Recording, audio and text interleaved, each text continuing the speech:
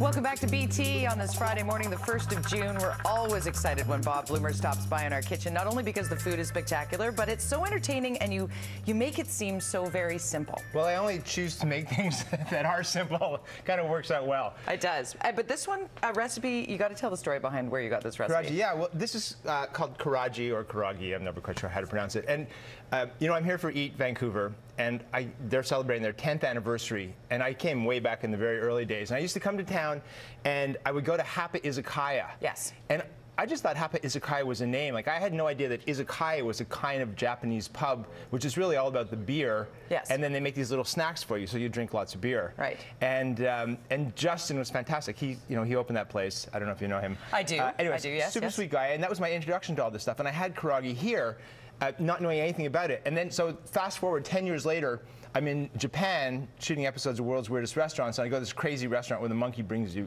beer. Monkeys bring you beer. And the chef made this for me, and I learned how to make it, and it is so damn simple and so damn delicious that I thought that I would show you how to do it. So we start by making a marinade, yes. And it's just equal parts mirin, which is a sweet Japanese cooking wine, soy sauce, which you're very familiar with. Yes, the mirin is a great staple to have in the house. And sake. Nice. So again, just equal parts, so simple. And then we're going to take a little bit of fresh ginger.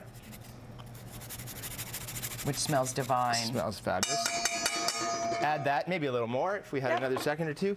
Now, chicken thighs. Chicken thighs, cheapest part of the chicken, the most flavor. Absolutely. Okay? So you take a few boneless chicken thighs, don't even bother trimming off the bits of fat because they just add to flavor. You know. Yes. And we'll chop it up into little bits like the size of the end of your thumb. Okay. Put it into the marinade and leave this in your refrigerator for about an hour, say. Okay. Okay? That's it. Once that's done, looks like this. You take something called potato starch. Okay. You have to look around to find potato starch, but dirt cheap, and that's what gives the chicken its crispiness.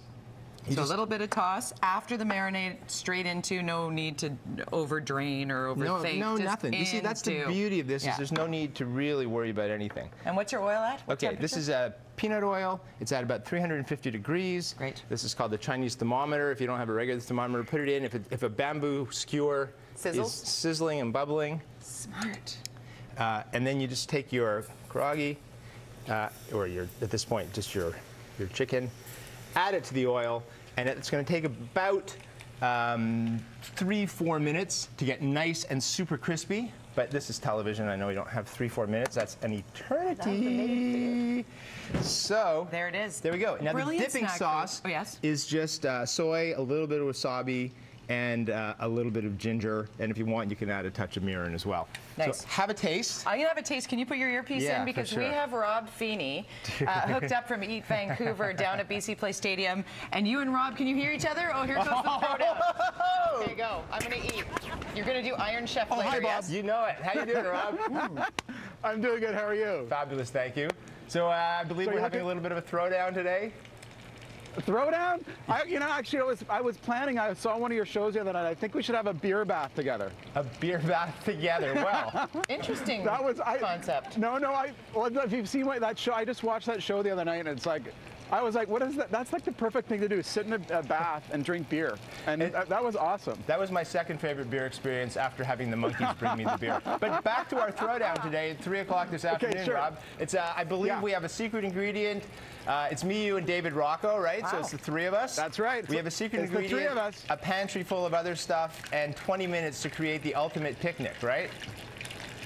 The ultimate picnic in 20 minutes. When do you find out the secret ingredient? Like in the moment? In the moment. And then you go grab it. So just like Iron Chef. Just like Iron Chef. Something this man has experience with. It'd be pretty humiliating if a guy like myself came into town and whipped your butt, wouldn't it, Rob?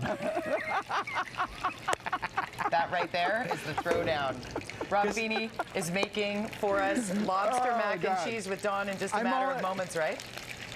Oh yeah, well hey, we're gonna have some fun. You know the whole deal. I know Bob and David really well. So I mean, at the end of the day, this is all. We're gonna have a little bit of fun. Don't believe a word you say. He says it's all about friendship. This is all about the bragging rights. As soon as I told Blumer here about the fact that you were available on IFB for the throwdown, he was like, "Oh, hook me up."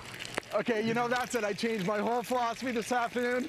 You're going down, Bob. There you go. 3 p.m. Eat Vancouver at BC Place Stadium. Michelle. The boys are fighting. How's traffic?